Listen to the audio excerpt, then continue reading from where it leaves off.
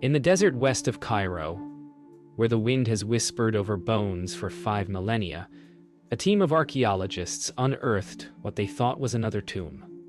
One of hundreds scattered across Saqqara's necropolis. But this chamber was different. Its seal was unbroken, its inscriptions unlike any catalogued before. For Dr. Layla Hassan, this was the find of her lifetime. For the desert, it was the stirring of something that should have stayed buried. For days, they cleared the tunnel, revealing a passage descending 30 meters beneath the desert floor.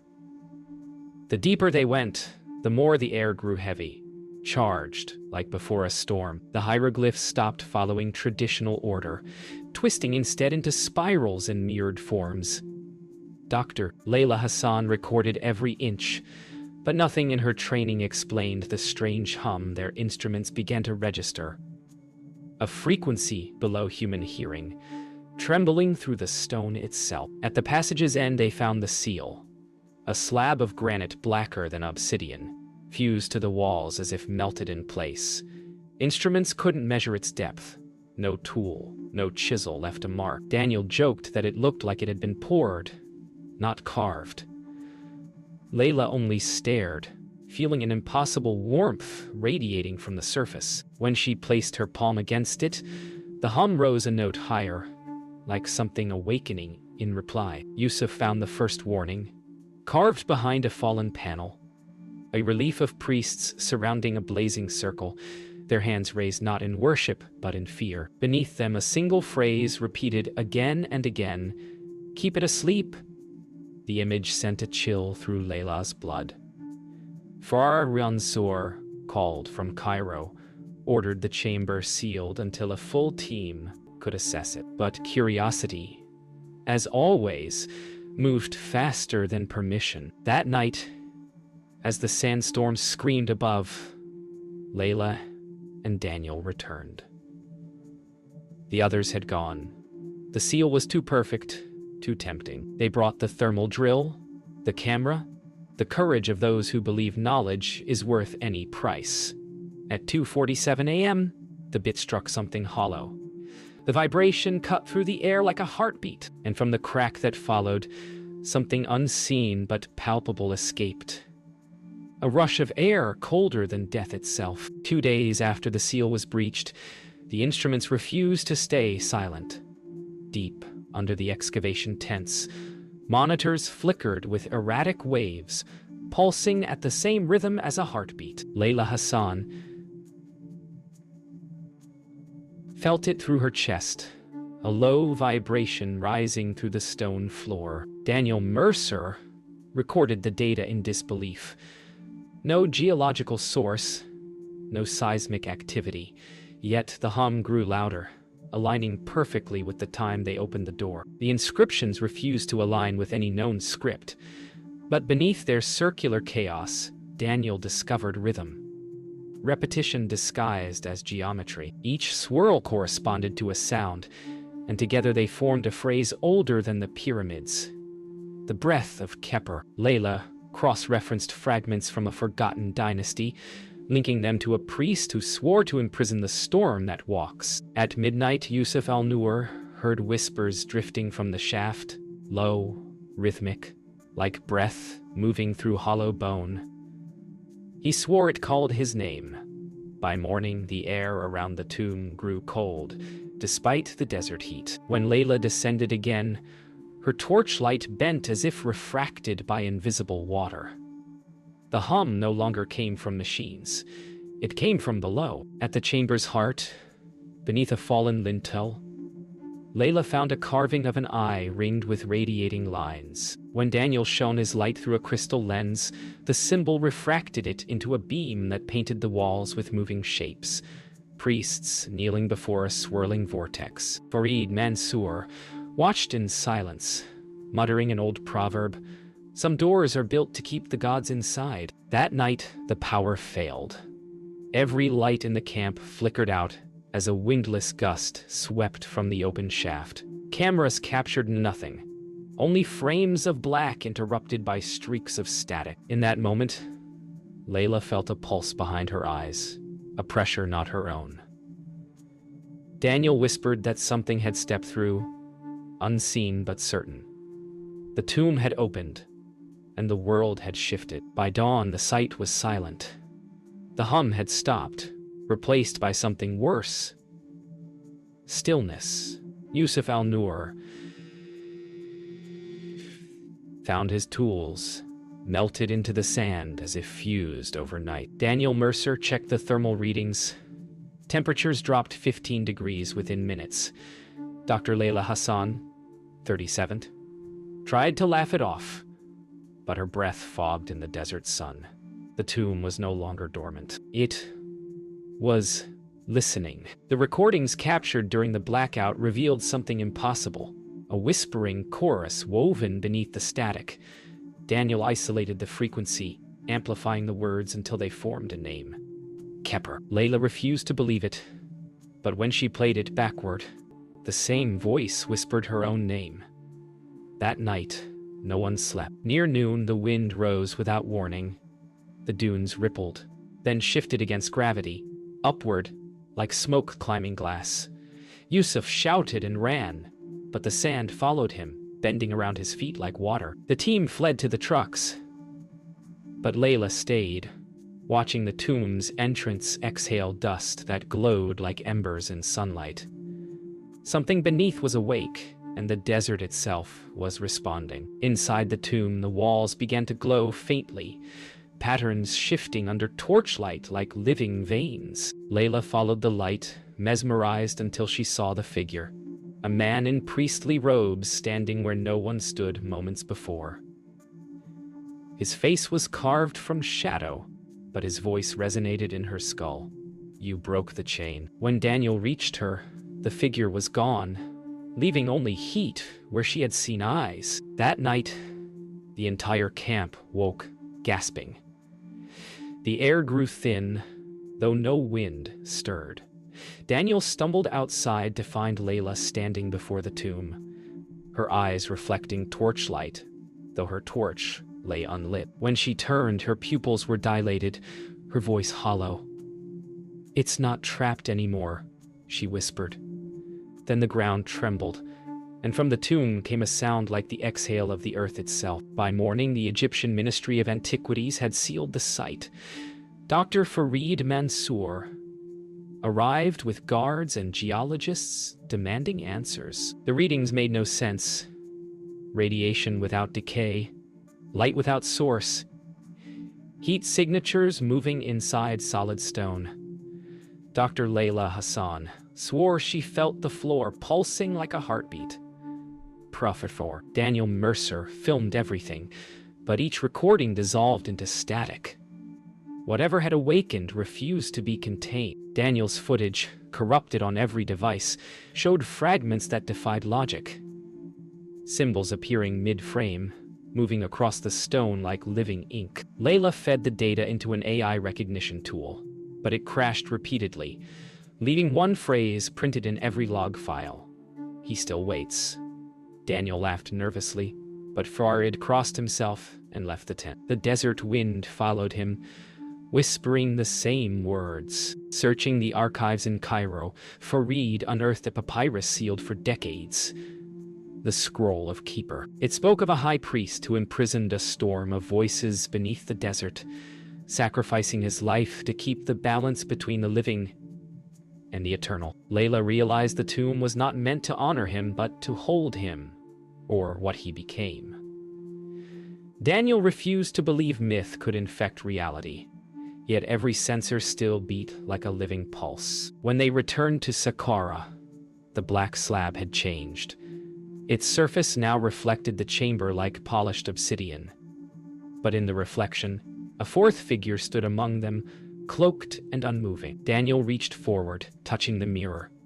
The surface rippled, and for a moment, the figure's face pressed outward, identical to his own. Layla screamed. The slab stilled, showing only their terror. Back in the lab, Layla overlaid the carvings, the frequency charts, and the symbols from the papyrus. When arranged correctly, they formed a spiral, the same pattern as the tomb's layout. It wasn't architecture, it was containment. The chamber, the carvings, even the hum, all were meant to trap a consciousness in a loop. But now the pattern was broken. The energy readings showed motion, as if something within had begun to move. By the third night after the slab changed, the ground beneath Sakura began to tremble. It wasn't an earthquake. No seismograph registered it. But those who stood near the tomb could feel it deep within their bones.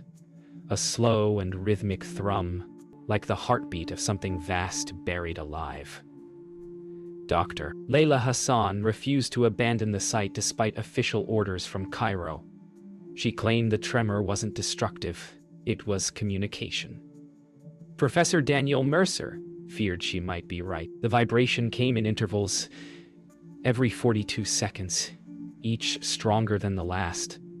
Lights flickered, tents collapsed, and even the wind seemed to pulse in time with it. Yusuf al-Nur prayed aloud as sand fell like rain from the pyramid's weathered stones. Dr. Farid Mansour insisted they withdraw before the pit caved in, but Layla stood firm at the edge, whispering that the desert was breathing. The cameras caught her words, though the audio warped beyond recognition, replaced by the same low hum that had haunted them since the night the seal broke. When the wind stopped, the storm began. The desert turned silent, an absence so pure it screamed in the ears. Then, out of that void came motion. Sand, rising in spirals, defying gravity, forming shapes that flickered like reflections in boiling water. Daniel Mercer tried to capture the phenomenon on film, but each frame distorted as if the camera lens itself recoiled. Dr. Layla Hassan stood at the center of the chaos, her scarf whipping though there was no wind. Every grain of sand seemed drawn toward her, orbiting in impossible symmetry. Farid Mansour shouted her name, but she didn't move. She felt something, a voice not in her ears but inside her mind, whispering in a language older than hieroglyphs. The voice spoke of imprisonment, of a curse bound by the living, and of release. Layla fell to her knees, clutching her temples as Daniel ran to her side. The sand collapsed suddenly, scattering like broken glass across the site. In the silence that followed, Daniel could hear her heartbeat, and beneath it, another, deeper, slower, steady as time itself. It began just after midnight. The hum rose again, not from the machines, but from the earth. The pit's scaffolding groaned, bending like soft metal. One by one, the lamps shattered, leaving only the glow from the monolithic slab deep below.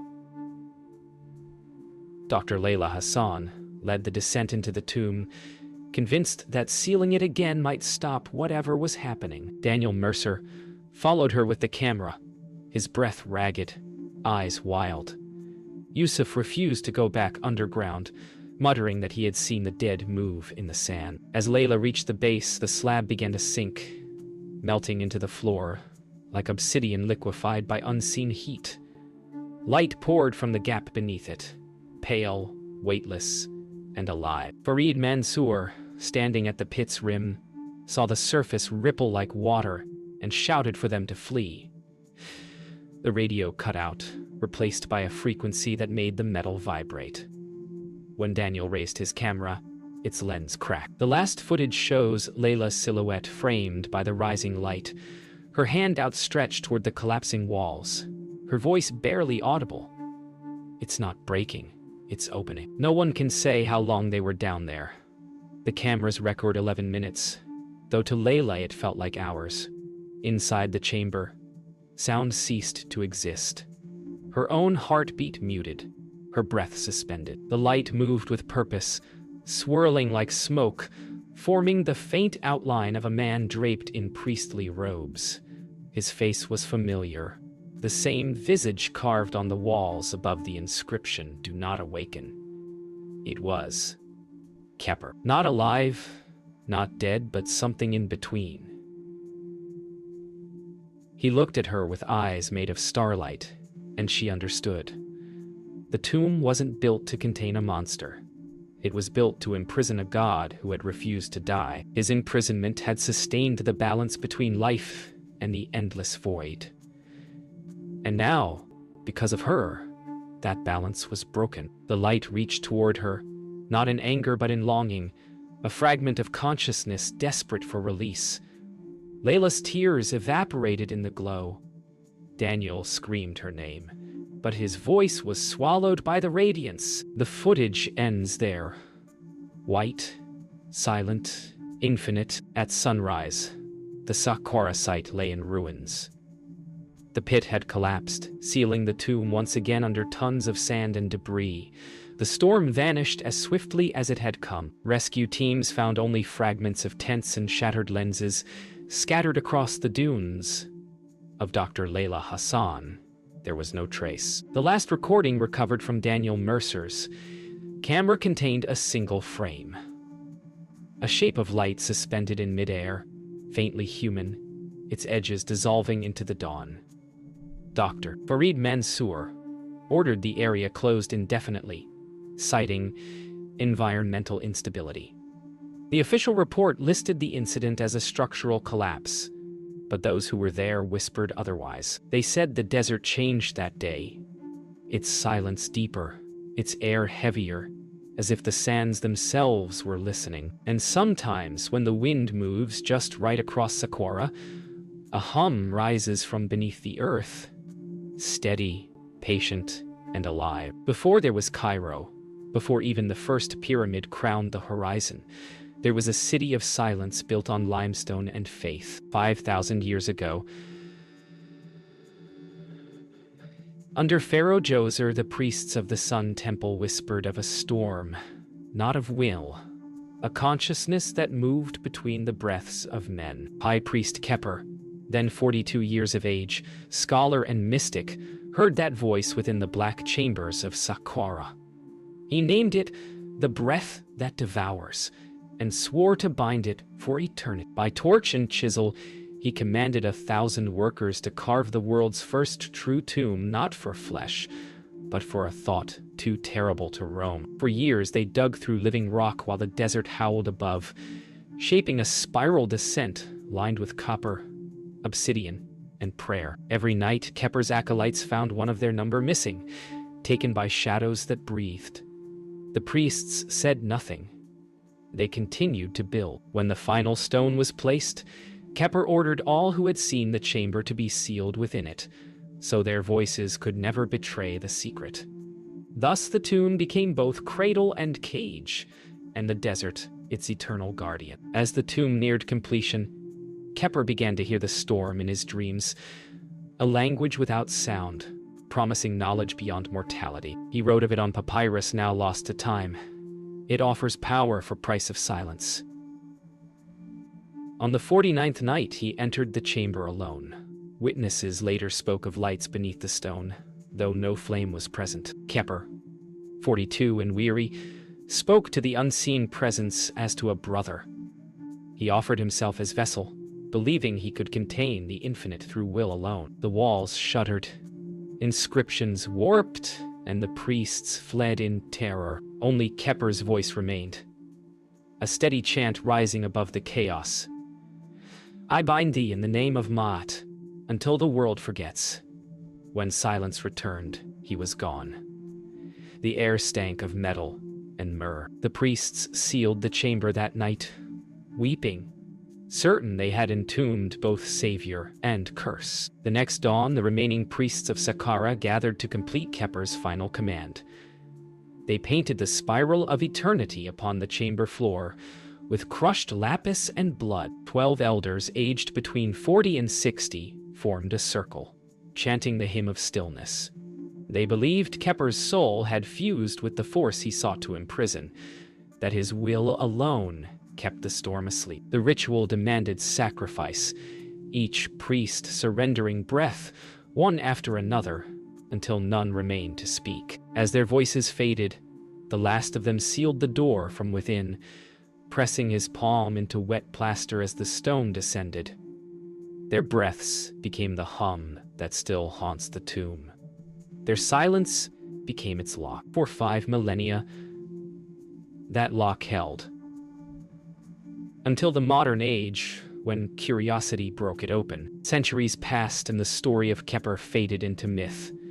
Pharaohs came and fell, their monuments crumbling into sand, yet the hum beneath Saqqara endured. Scholars of later dynasties named it the breath of the earth, believing it to be divine. Only a secret lineage of keepers preserved the truth, descendants of Kheper's surviving acolytes who swore to guard the site and renew the seal every 1,000 years. They mark their own bloodlines with the serpent devouring its tail, sign of eternity. In time, that symbol adorned amulets, sarcophagi, and the very entrance Layla Hassan would uncover. By the era of the Ptolemies, the ritual was forgotten entirely, its meaning reduced to decoration. Yet the hum never ceased, pulsing beneath every generation of builders and thieves. The desert remembered even when men did not. 5,000 years later, when Dr. Layla Hassan brushed the last grains of sand from the serpent symbol, she completed a circle older than civilization. What she awakened was not an accident. It was inevitability. The seal had weakened through centuries of neglect, waiting for one who could hear its call. Layla, 37 years of age, descendant of the same bloodline that once kept the secret, carried Kheper's echo in her veins. The storm recognized her. The hum that haunted her childhood dreams was memory, not madness. When she touched the slab, it answered. The light she saw was not punishment, but reunion. The bound consciousness recognizing its heir. And as modern engines and sensors tried to measure the divine, the ancient voice spoke again through her.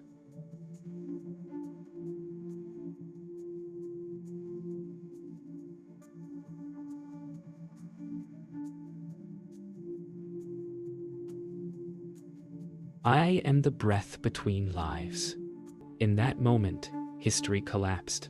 Past and present folded. Weeks passed before Cairo dared to reopen the Saqqara site.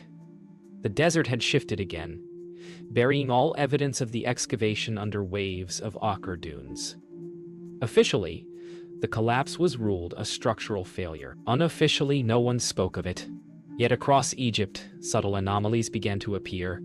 Compasses trembling without reason, whispers in recordings captured miles from the site, children waking from dreams of glowing sand.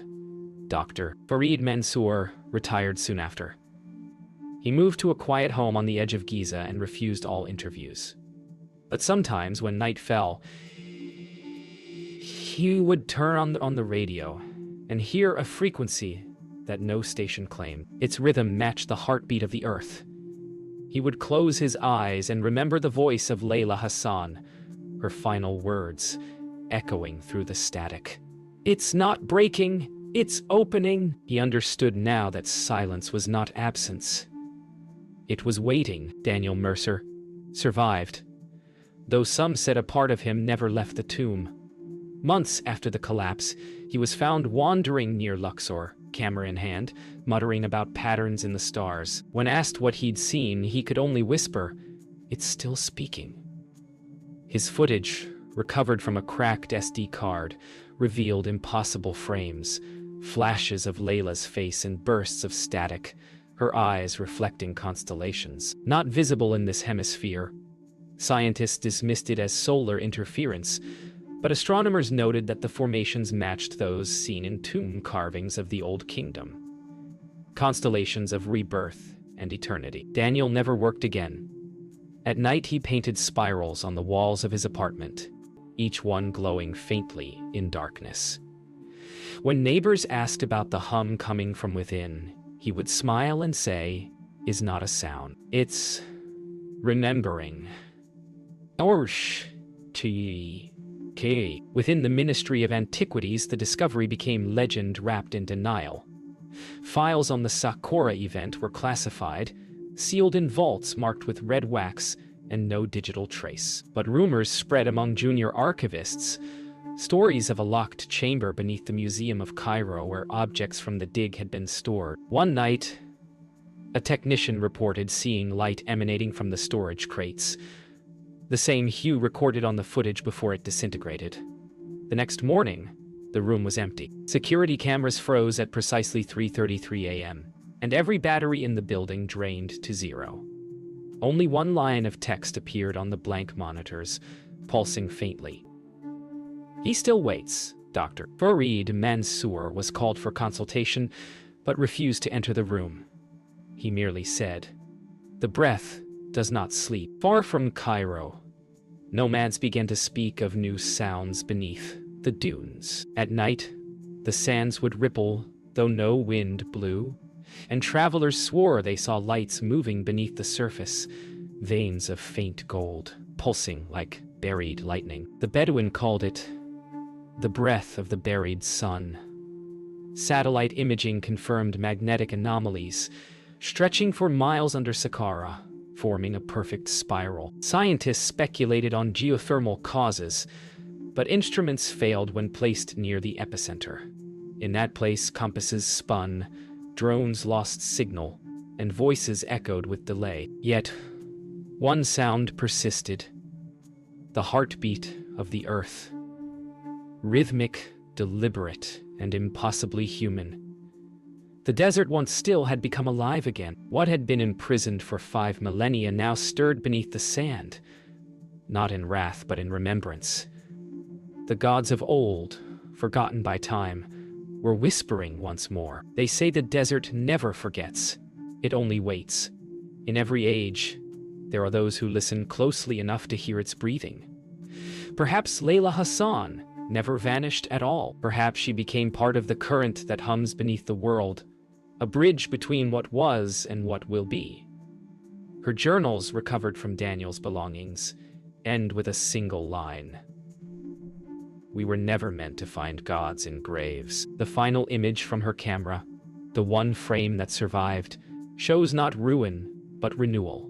The sand folding in perfect symmetry, a spiral of light ascending into the dawn. Across the world, seismic monitors register faint, rhythmic pulses aligning with Saqqara's coordinates, always at sunrise. The pattern repeats every 42 seconds, like a heart that refuses to die. The breath of Kepler moves still, unseen, unbound, eternal. And somewhere beneath 5,000 years of silence, something ancient listens and exhales.